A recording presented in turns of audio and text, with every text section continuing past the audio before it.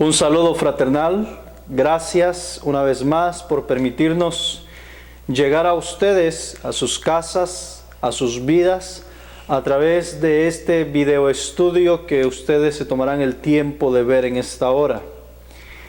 Hoy vamos a continuar nuestra serie de estudios que lleva por título El Reino Premilenial de la Gloria. Estamos desmenuzando este tema tan importante que se encuentra registrado en las Santas Escrituras y seguramente para los propósitos de nuestra propia salvación. Hoy vamos a tratar el tema número 10 de esta serie. Y para poder iniciar, vamos a venir de rodillas y vamos a suplicarle a nuestro Dios que bendiga este momento especial que vamos a tener. Les invito a que a la medida de lo posible nos arrodillemos a Dios. Redentor, Dios, gracias por el bendito privilegio que usted nos ha dado de poder estar en esta hora una vez más estudiando las Santas Escrituras, porque os parece que en ella tenemos la vida eterna. Antes de todo, Señor, queremos pedirle que nos esconda detrás de la justicia de Cristo. Somos seres caídos y pecadores y hemos fallado contra usted y contra su gobierno. Queremos, oh Dios, rogarle que nuestros pecados no interfieran para que su Espíritu Santo en esta hora pueda intervenir, obrar y poder, Señor, plasmar en nuestras mentes, en nuestros pensamientos, la preciosa verdad que fluye de las Santas Escrituras y del Espíritu de profecía. Señor, en sus manos nos encomendamos hoy. Le ruego, Dios, que se quede con nosotros a través de su Espíritu, en el nombre de nuestro Señor Jesucristo. Amén.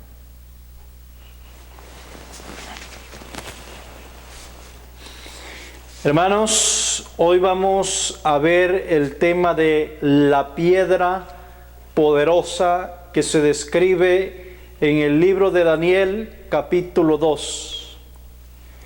Estamos viendo la llegada del reino de Dios a la luz o bajo la óptica o los lentes del profeta Daniel. Ya en nuestro estudio anterior hemos analizado parte del capítulo 2 de Daniel, que es donde está el corazón de la profecía del reino de Dios en el libro de Daniel. Aunque el capítulo 7 habla también del reino, y el capítulo 8 también hace alusión al reino, el capítulo 2 nos da todos los detalles necesarios proféticamente para poder entender el tiempo y la naturaleza del establecimiento del reino de Dios en esta tierra. Y está tan obvio, es decir, se percibe de una manera tan sencilla si simplemente queremos seguir las instrucciones de Dios, seguir la revelación de Dios tal como Él la estipuló. Así es de que nuestro estudio, nuestro tema de hoy va a estar concentrado específicamente en esa piedra poderosa que llega a cambiar el ciclo de vida de todos los reinos de la tierra y del mundo entero. Cuando nosotros visualizamos el sueño de Nabucodonosor, encontramos de que esta piedra o la llegada de esta piedra cambió totalmente el panorama, llevando incluso al mismo rey a perturbarse de espíritu y enviar a llamar a todos los magos para que se le explicara, quizás no tanto el significado de cada una de las piezas de la imagen, sino el por qué esa piedra apareció en la escena y desbarató toda la gran imagen que él estaba contemplando. Pues hoy nos vamos a concentrar en esta piedra. Para eso vamos a leer el libro de Daniel en el capítulo 2, en el versículo 34 y el versículo 35. Dice la Escritura: estabas mirando hasta que una piedra fue cortada, no con mano, es decir, no por intervención del hombre, la cual hirió a la imagen en sus pies de hierro y de barro cocido, y los desmenuzó. Entonces también desmenuzó el hierro, el barro cocido, el bronce, la plata y el oro, y se tornaron como tamo de las eras del verano, y los levantó el viento, y nunca más se les halló lugar. Mas la piedra que hirió a la imagen vino a ser una gran montaña que llenó toda la tierra. En estos versículos encontramos en sí la esencia de lo que es en sí la piedra, su objetivo y su propósito de esta piedra. Ustedes a simple vista van a visualizar en esta lectura que hemos tenido que esta piedra evoluciona, es decir, no se queda estática como una piedra. El texto me dice claramente que la piedra golpea la imagen, pero después de que golpea la imagen, después de un tiempo, dice que se convierte en una gran montaña que llena toda la tierra. Viene a ser una gran montaña que llena toda la tierra. Es decir, es una piedra que va en proceso de crecimiento. Y allí podemos encontrar en esta piedra un verbo, que es el verbo crecer. En otras palabras, la piedra tiene un verbo escondido que debemos visualizar, porque no se queda estática, no se queda como una piedra, sino que dice que viene a llegar a ser, es decir, viene a ser una gran montaña que llena toda la tierra. Es decir, es una piedra evolutiva, es decir, crece, está en acción. No es una piedra estática, sino que está en acción. El verbo hacer, está haciendo, está creciendo. El verbo crecer, perdón, está creciendo hasta convertirse en una gran montaña que llena toda la tierra. Encontramos también entonces en esta piedra un objetivo, un propósito. ¿Cuál es el objetivo? ¿Cuál es el propósito que encontramos en la piedra? Es llenar la tierra.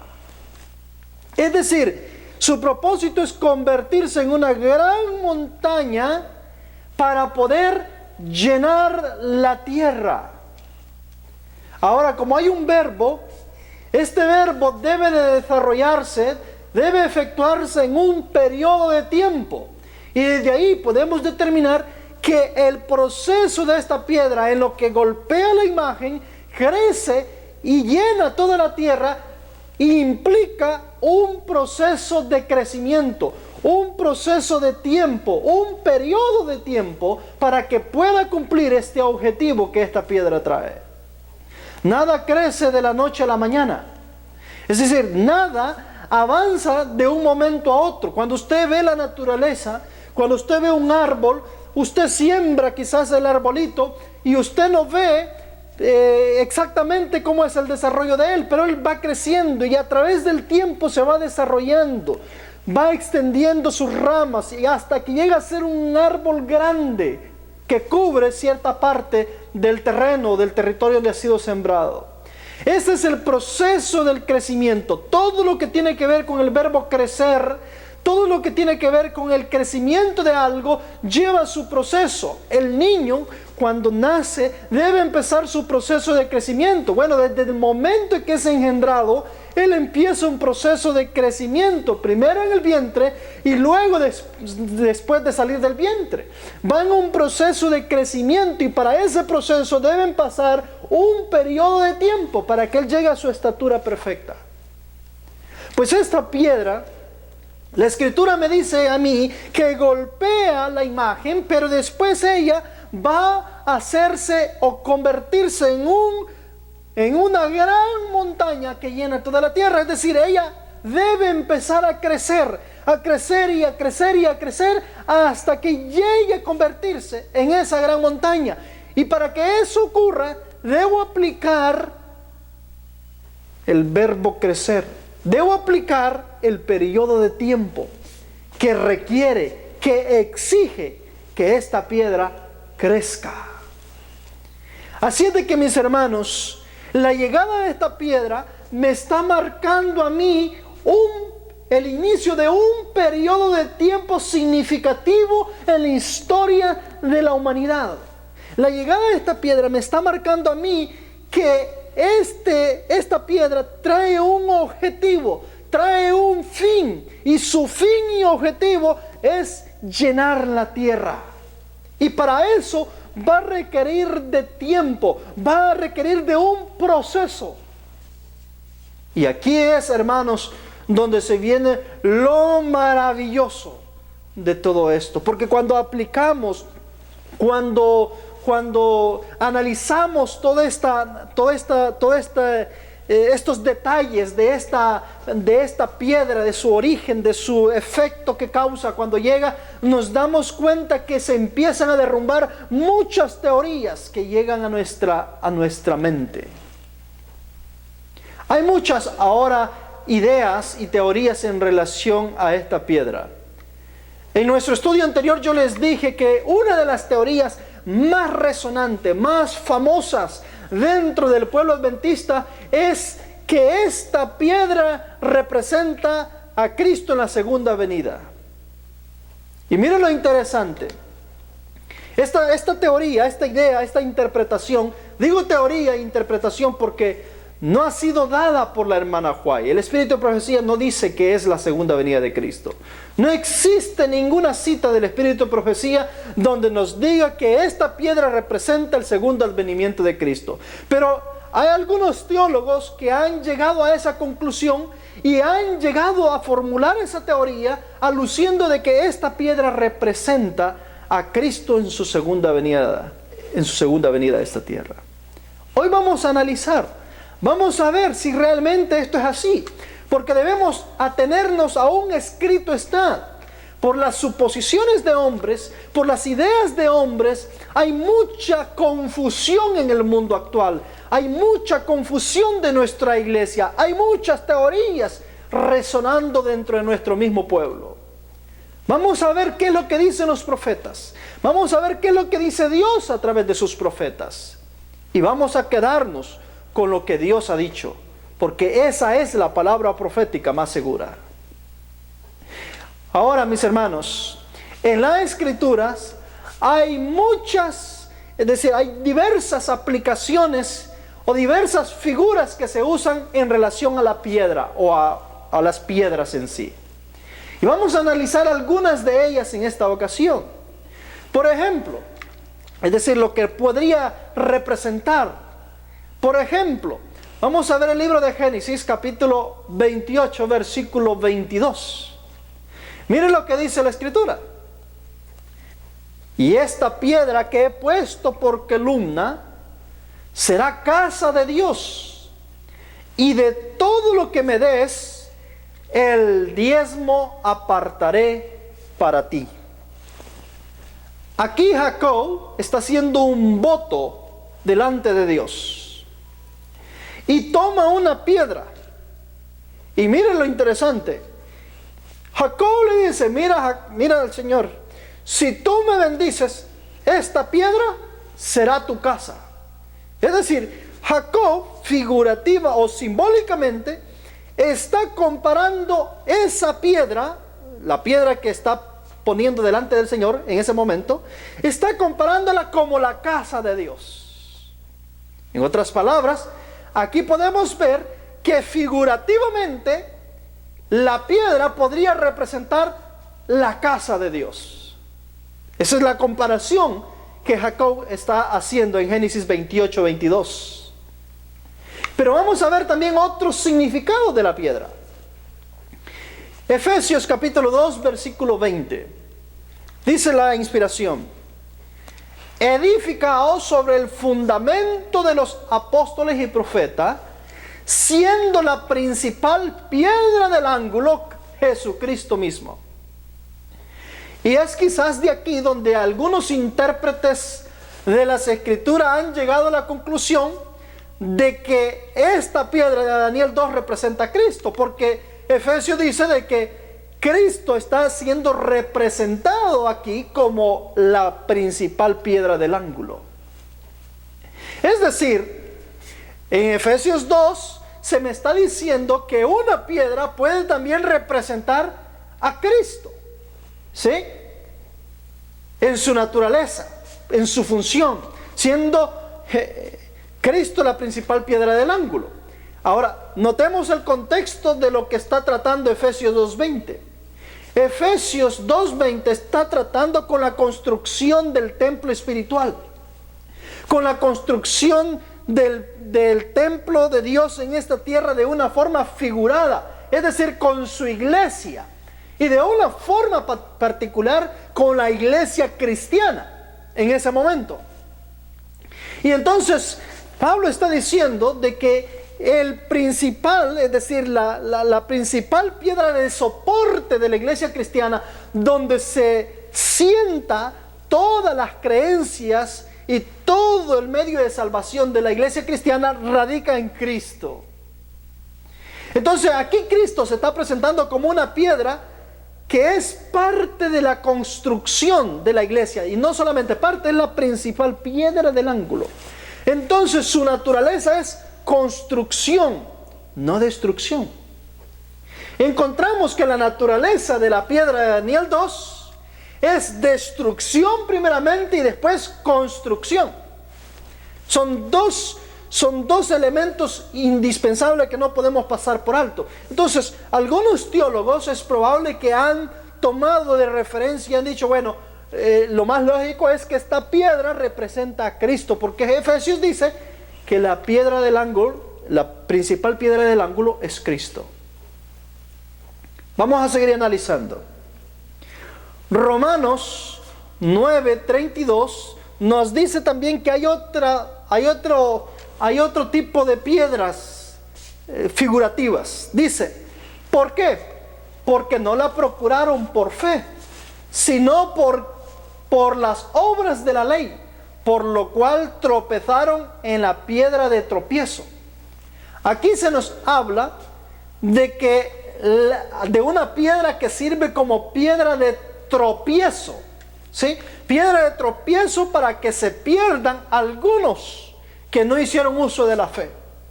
Eso lo podemos ver en Romanos 9:32. Ahora vayamos a Zacarías capítulo 12, versículo 3. Aquí nos habla de otra piedra y de otra figura en la cual se emplea la piedra. Miren lo que dice Zacarías 12:3.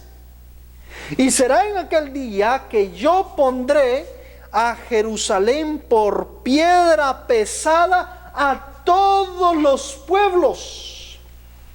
Todos los que se la cargaren serán despedazados, aunque todas las naciones de la tierra se junten contra ella.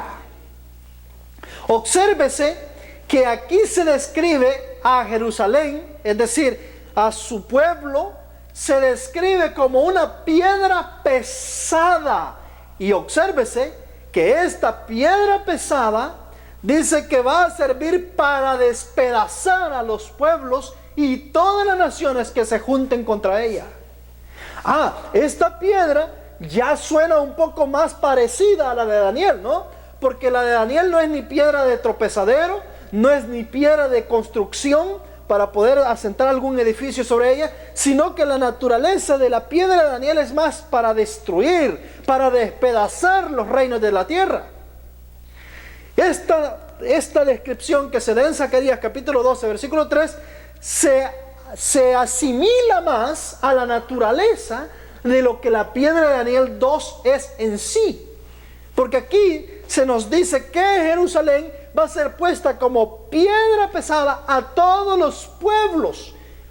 Recordemos que en la imagen de Nabucodonosor, la cabeza, el vientre, los pechos, las piernas, ahí están representados los diversos pueblos de la tierra, incluyendo las partes de los pies. Los diversos pueblos de la tierra que llegarán a su fin, los diversos reinos de la tierra que llegarán a su fin por causa de la llegada de esta piedra.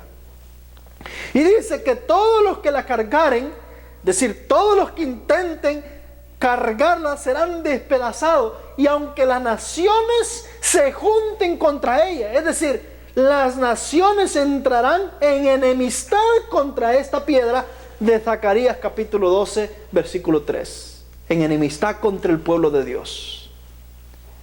Entonces yo, como estudiante de la Biblia, si hubiese tenido que buscar una piedra que se asimile más a lo que dice Daniel 2, pues lo más lógico hubiese sido tomar la piedra que me describe Zacarías 12, versículo 3. Estaría más propenso a pensar que representa al pueblo de Dios bajo la figura de Jerusalén, que a Jesucristo bajo la figura de una piedra angular donde el edificio se construye sobre él, siendo que la naturaleza de la piedra de Daniel 2 es de destrucción y no de construcción de un edificio. Pero vayamos ahora a otro punto que nos da el apóstol Pedro en la primera epístola del apóstol, primera carta del apóstol Pedro, en el capítulo 2, versículo 5. Miren lo que dice: vosotros también, como piedras vivas. ¿A quiénes les está hablando? Al pueblo de Dios. Sois edificados como casa espiritual y sacerdocio santo para ofrecer sacrificios espirituales agradables a Dios por Jesucristo. Aquí está hablando de una forma individualizada a cada creyente de la fe. Pedro los está comparando como piedra viva. Y ahora aquí nos debe de venir algo a la mente. ¿La piedra de Daniel 2 es una piedra viva o es una piedra muerta? Bueno, la piedra de Daniel 2 debe ser una piedra viva, porque dice que crece, y lo único que crece es lo que está vivo.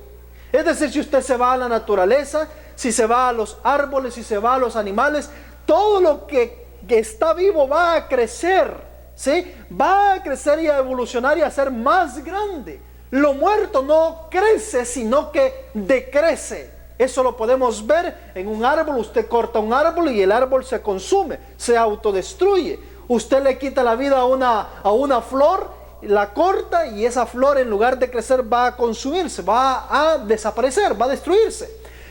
Cuando usted muere, usted se consume, lo absorbe el polvo. Es decir, lo que tiene vida crece, pero lo que no tiene vida no crece. Entonces Pedro le está diciendo a los santos: ustedes, como piedra viva, sois edificados como casa espiritual. Los está comparando como una casa espiritual. En Zacarías 12:3 ya hemos visto que la casa de Dios, Jerusalén, es comparada como una piedra de una forma colectiva. Pedro está hablando aquí a los santos de una forma individual, cada uno de ellos. Pero el conjunto de todas estas piedras vivas individuales forman la casa de Dios, forman una piedra colectiva representada por la casa de Dios. Es decir, es una piedra viva que ha sido comisionada para darle vida al mundo entero. Por eso es que estamos viendo que esa piedra de Daniel 2 crece hasta llegar a ser una gran montaña. Es una piedra viva, es decir, una piedra colectiva, pero viva, investida de vida. Hermanos queridos, ¿pero de qué tipo de vida? Es investida de vida inmortal. Es decir, Dios les da el privilegio a esta piedra, y digo privilegio, de otorgarles la vida, la garantía de la vida eterna, para que puedan así invitar al mundo, proveer al mundo ese mismo privilegio de la vida eterna a todos aquellos que la quieran aceptar. Y entonces los que aceptan esa invitación de tener vida, se unen a esta piedra. Y por eso es que esa piedra va creciendo, creciendo, hasta llegar a ser un gran monte que llena toda la tierra. Un monte vivo, hermanos. Así es de que obsérvese lo que Pedro está diciendo. Analicemos lo que Pedro está diciendo. Individualmente a los santos les llama, ustedes son como piedras vivas.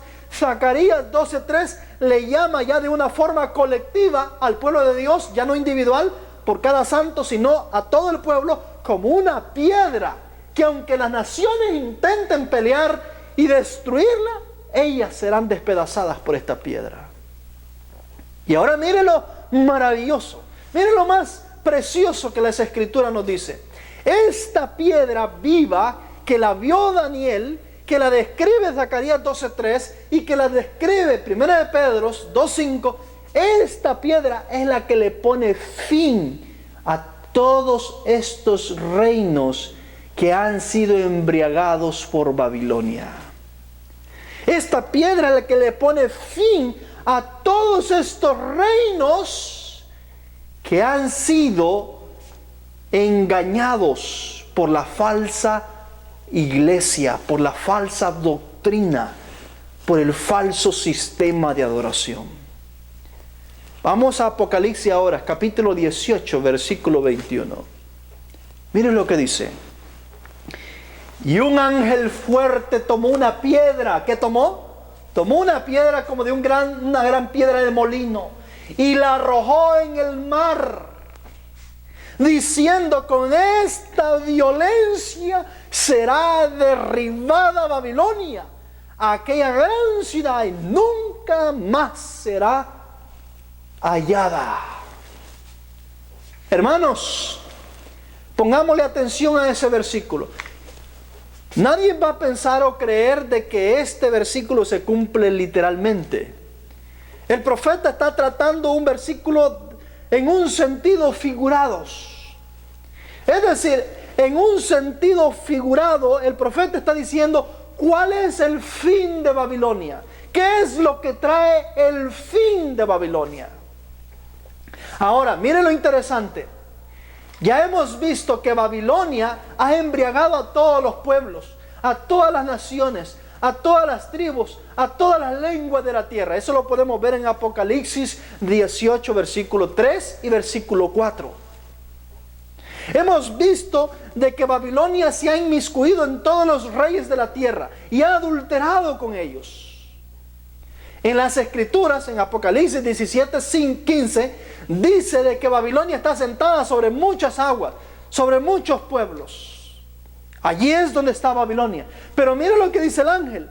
Un ángel tomó una piedra, como una piedra de un molino, y la arrojó en el mar. ¿Dónde está Babilonia? Hermano, ¿usted alguna vez ha tirado una piedra sobre una piscina o sobre una poza de agua de algún río?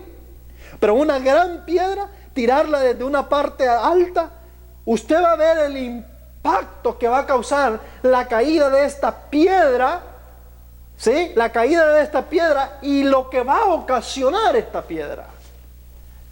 Entonces dice que este ángel toma esta piedra y la tira sobre el mar.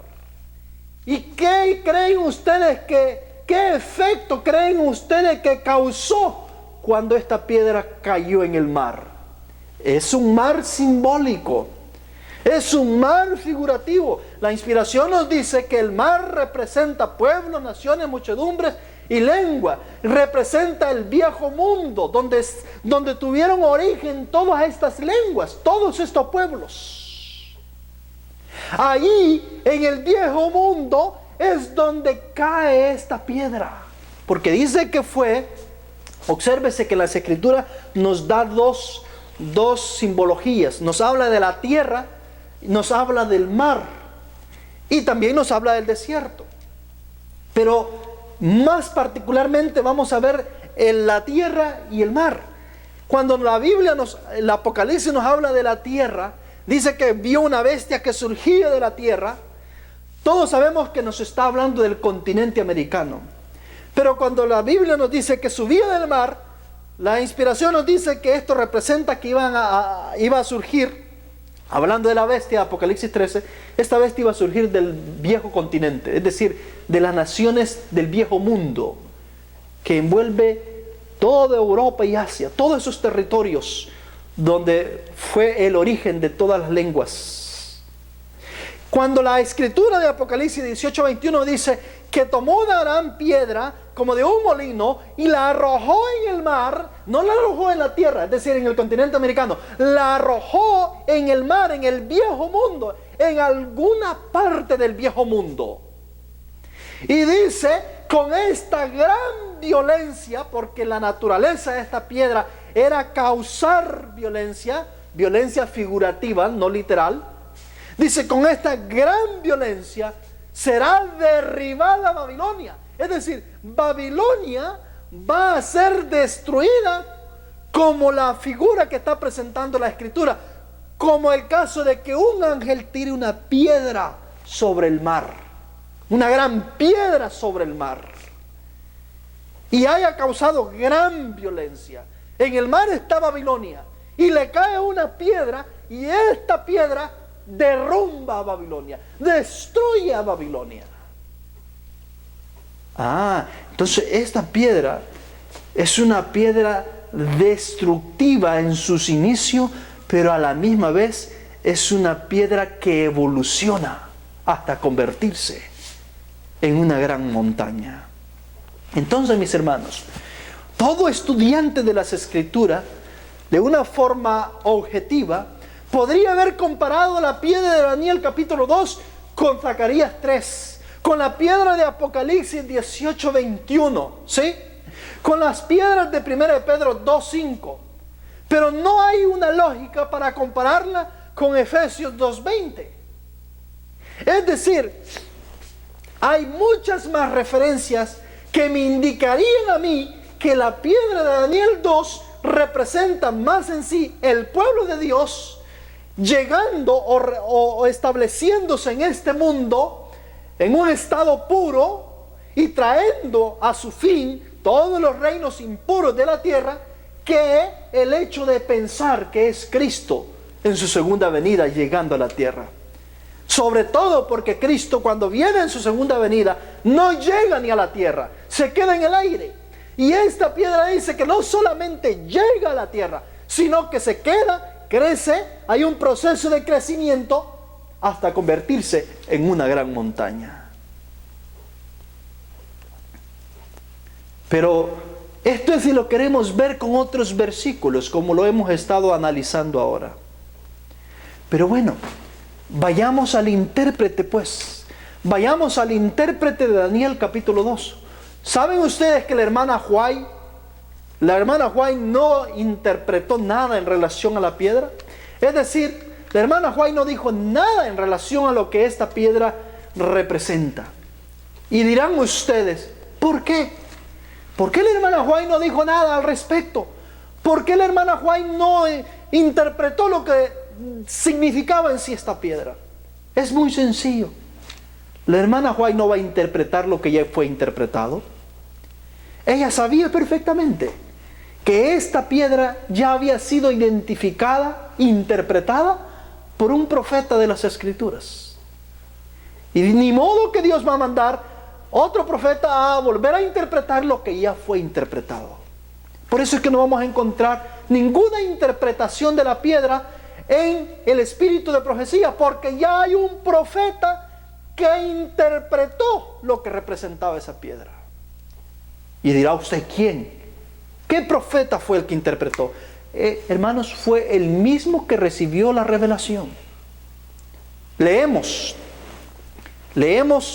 o hemos leído en Daniel capítulo 2, cuando Daniel le dice, esta, oh rey, en el versículo 36 en adelante, del capítulo 2, Daniel le dice al rey, esta, oh rey, es el sueño, y también la interpretación daremos al rey. Es decir, Daniel no se ocupó solamente de darle el sueño al rey, sino también de darle la interpretación, el significado de ese sueño. Entonces dice Daniel capítulo 2, versículo 44 y 45.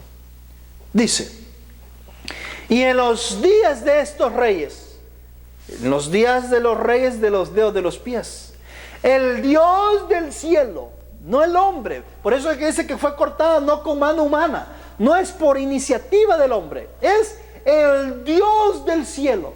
Hermanos, pongámosle atención a la interpretación que Daniel está haciendo. El Dios del cielo levantará un reino. ¿Y de dónde sacó Daniel la idea o la interpretación de que el Dios del cielo en los días de estos reyes va a levantar un reino? El mismo Daniel lo dice. ¿Dónde es que él vio al reino levantándose en los días de estos reyes? ¿En qué parte de la revelación que se le dio a él y a Nabucodonosor él vio el reino de Dios levantándose? ¿Bajo qué figura? En el versículo 45 dice: de la manera que viste que del monte fue cortada una piedra, no con manos humanas, porque era el Dios del cielo el que iba a levantar este reino. Entonces, hermanos queridos, Daniel claramente está diciendo que Dios va a levantar un reino, y claramente está diciendo que el simbolismo de esta piedra es el reino de Dios levantándose en este planeta. Por eso es que todos los demás reinos empiezan a llegar a su fin. Por eso es que la llegada de esta piedra implica el fin y la derrota final de todos los reinos de la tierra. Y este acontecimiento debe ocurrir, debe pasar en los días de estos reyes, no antes de estos reyes ni después de estos reyes, sino en los días que ellos están gobernando. Es tan sencillo, hermanos. Yo no necesito imaginar, yo no necesito pensar o crear una teoría. Simplemente necesito creerle a lo que los profetas están diciendo. Y mire cómo concluye, cómo termina cómo termina esta escena de interpretación que Daniel está dando en el versículo 45. El gran Dios ha mostrado al rey lo que ha de acontecer en lo porvenir, es decir, en el tiempo final. Y dice, y el sueño es verdadero. Y mire lo que dice: y fiel su interpretación. Hermanos, yo no puedo venir a reinterpretar lo que un profeta ya interpretó. Ni la misma profeta de Dios, la sierva de Dios, interpretó algo que ya había sido interpretado. Por eso es que ella no dice nada de esa piedra. No menciona esa piedra. Es más, muy poca mención hace del capítulo 2 de Daniel en los escritos de la hermana White. Solo algunas pinceladas. ¿Por qué razón? Porque lo que se describe en el capítulo 2 de Daniel es una revelación y a la vez una interpretación que Dios dio a través del mismo profeta. No hay nada más que decir. Dios ya lo dijo todo. Ya identificó, le presentó al rey una figura, un sueño figurativo, y a la misma vez le dio al profeta para que el profeta le interpretara todas las figuras de ese sueño. ¿Qué más podemos inventar, hermanos? ¿Qué más podemos asumir o suponer? Daniel nos está diciendo que esta piedra representa el reino de Dios. Ahora sí, entonces tiene más lógica, tiene más sentido lo que dice Zacarías 12:3. Zacarías 12:3 dice que Jerusalén será puesta por piedra pesada a todos los pueblos. Es decir, Jerusalén será puesta por piedra pesada a todos los reinos de esta tierra. Y por ella vendrán a su fin todos los reinos de esta tierra. Quiere decir que en algún punto de la historia Dios coloca en esta tierra su reino puro, santo, limpio. Ahora, miren lo interesante. El reino se compone de un territorio, de un rey y de súbditos de ese reino. Muchos no han entendido incluso los elementos que componen un reino. Un reino requiere de un rey, requiere de súbditos y requiere de un lugar donde se puede establecer. El reino que me está describiendo acá, la Biblia me dice a mí dónde es que va a ser puesto, dónde es que se va a establecer. Y ya lo hemos leído, pero lo voy a recordar. La Biblia me dice en Apocalipsis 18:21 que este reino va a ser establecido en el mar. Es decir, va a ser establecido en el viejo mundo, en algún lugar del viejo mundo, de las naciones antiguas. En algún lugar del viejo mundo, Dios establece ese reino. Ya lo hemos visto en estudios anteriores, que ese lugar se llama Palestina, el lugar que dio origen a todos los lenguajes y dialectos del planeta Tierra. Ese lugar se encuentra en el viejo mundo, en el mar. Por eso es que dice que tomó el ángel una piedra. No la tomó el hombre, porque no es con mano humana, sino un ángel fuerte tomó como una piedra de molino y la arrojó en el mar. Y la llegada de esa piedra trajo el fin de Babilonia. Trajo el fin de Babilonia, de ese falso sistema de adoración y de todos los reinos que han sido embriagados por ella. Amados hermanos, nosotros como estudiantes de las Escrituras solamente necesitamos seguir lo que Dios ha dicho. Ahora, y aquí encontramos el gran problema con nuestra iglesia adventista, y no tanto quizás con nuestra iglesia adventista, sino con los eruditos y grandes teólogos o eminencias de nuestra iglesia. Porque nuestra iglesia se aferra y dice de que esta piedra representa la segunda venida de Cristo, Cristo viniendo en su segunda venida. Eso es lo que dice nuestra iglesia. Y estamos viendo que cuando estamos poniendo la lupa en cuanto a la revelación que Daniel está dando, está alejándose más y más de esa creencia, más y más de esa teoría. Estamos viendo que la misma hermana White no dijo nada en lo absoluto en relación que esta piedra representaba el advenimiento de Cristo. Y estamos viendo por el contrario que Daniel está diciendo que esta piedra representa el reino que Dios levantará en esta tierra. Ahora, como yo he dicho, el reino implica súbdito, rey y territorio. El rey es Cristo. Quiere decir que Cristo en persona debe de venir a instituir ese reino aquí en la tierra, pero no en la segunda venida.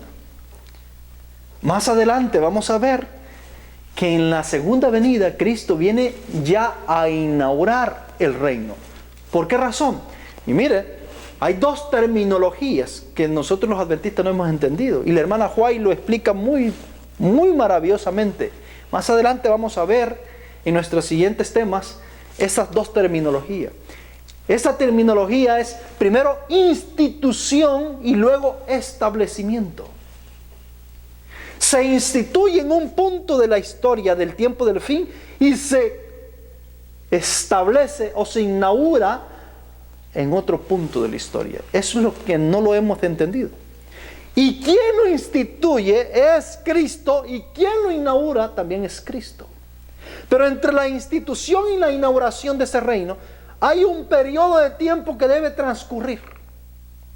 Por eso es que vamos a ver que en la institución Cristo debe de venir a hacer esa institución del reino. El problema es de que como nosotros ignoramos otros acontecimientos, dicho sea de paso, yo le invito a que escuche la serie que está en nuestro canal también, que lleva por título El juicio de los vivos. Esos temas le van a explicar de que Jesús va a hacer una visita a este mundo. Está afirmado con el espíritu de profecía y con la Biblia. En el libro de los eventos de los últimos días va a encontrar la cita de la hermana White, donde ella ve a Jesús caminando por la tierra en un punto específico durante el proceso del juicio investigador. Así es de que le invito a que vea esa serie. Ahí está la cita, evento de los últimos días, si no me equivoco, página 199, en alguna edición. Dependiendo de la edición puede cambiar el número de página. Pero si usted desea el número de página, puede pedirnos en el comentario de aquí de este video que le mande la cita y yo se lo voy a poner en los comentarios. Pero hermanos queridos, hay un punto de partida. Cristo lo instituye. Y lo instituye en su infancia. Es decir, si ustedes ven en la revelación de Daniel, este reino tiene una infancia y tiene un desarrollo de adultez ya. Y en su infancia Él es instituido como una piedra pequeña. Pero en su inauguración final, Él es un reino semejante a una gran montaña que llena toda la tierra. Ahora, vamos a ver una carta. Hay un pastor o hay una persona que solicitó a el statewide, es decir, los encargados de cuidar y de administrar el patrimonio de la hermana White, de su literatura, de sus escritos, le hizo una solicitud al secretario de este lugar para que le diera información, es decir, para que le dijese si la hermana White había escrito algo en referencia a Daniel 2. Y mire lo que este hombre le dijo o le respondió a esta persona que preguntó. Dice lo siguiente, voy a leerlo, ustedes lo pueden ver en la pantalla.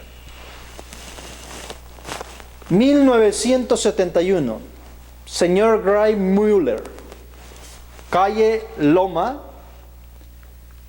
5300, Torrance, California.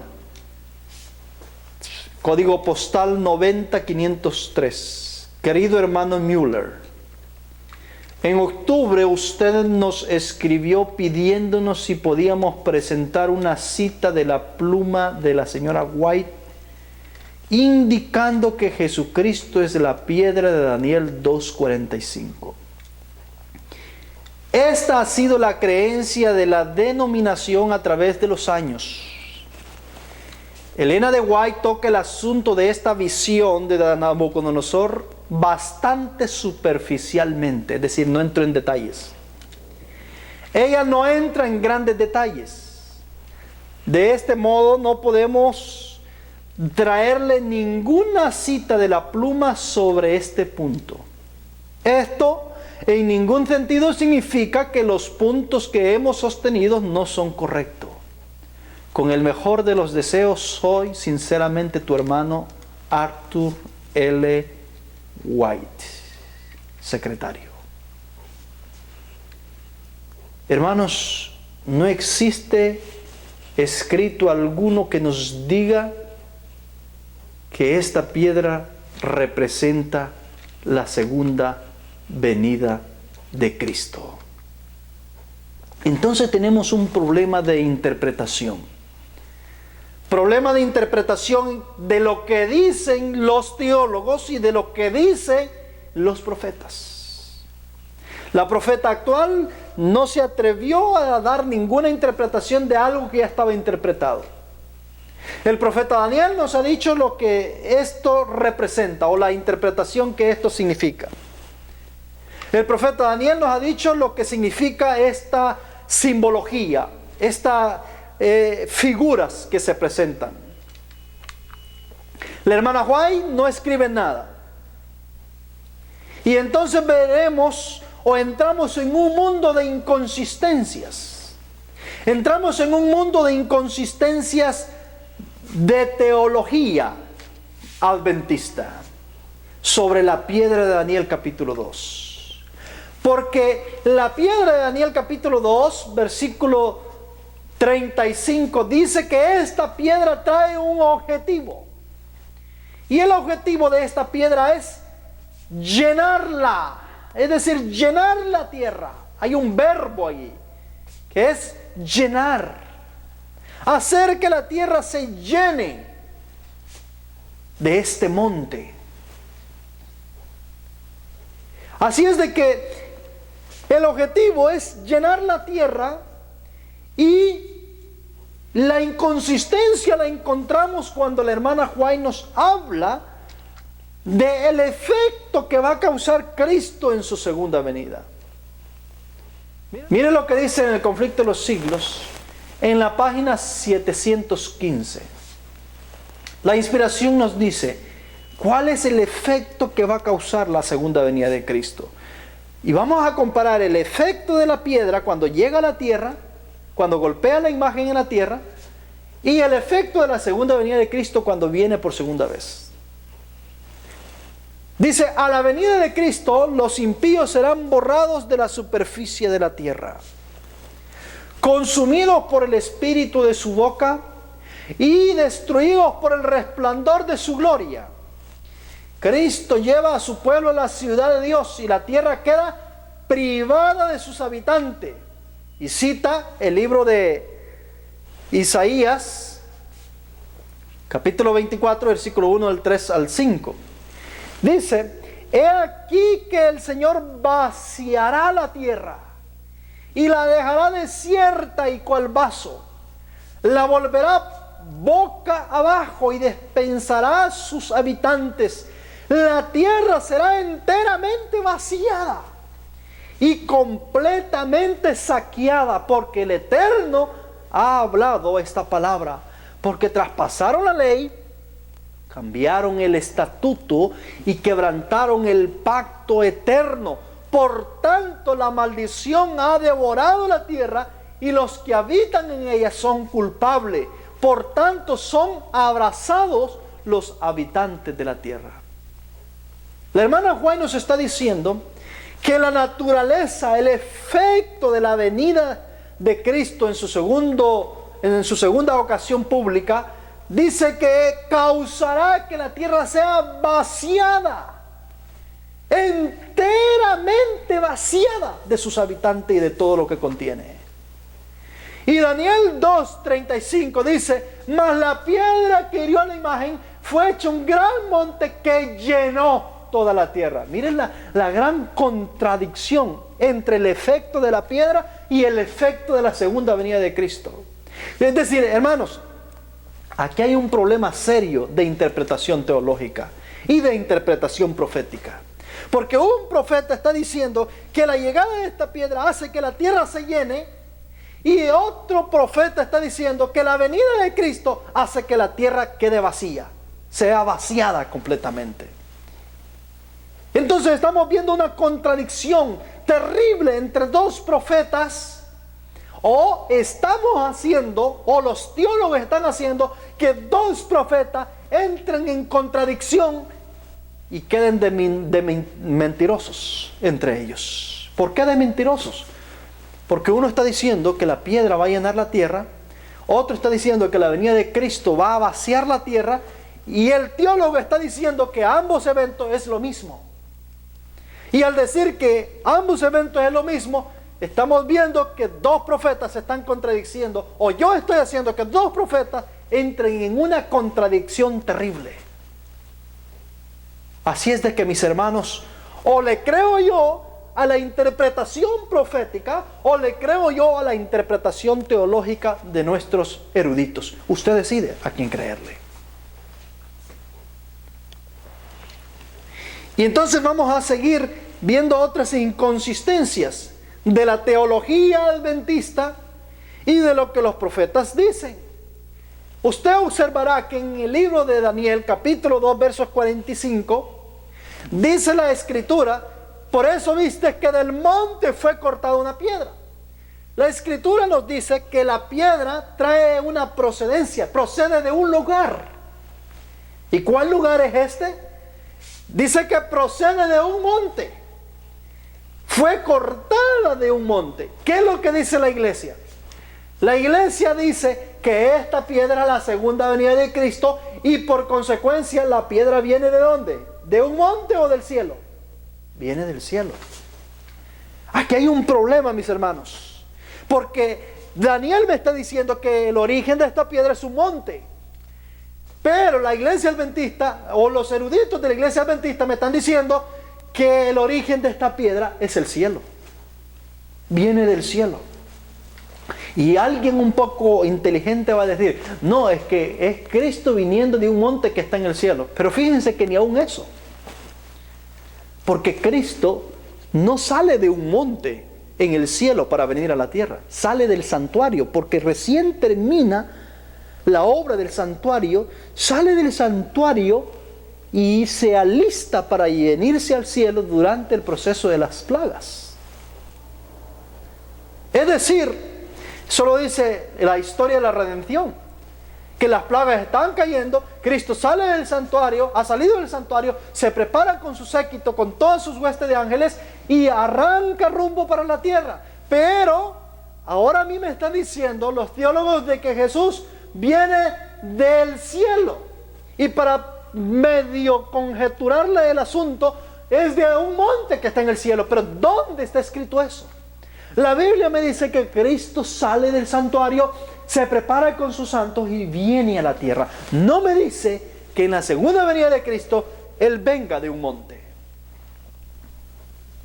Entonces, no obstante, Daniel me está diciendo que esta piedra viene de un monte y que es cortada de ese monte.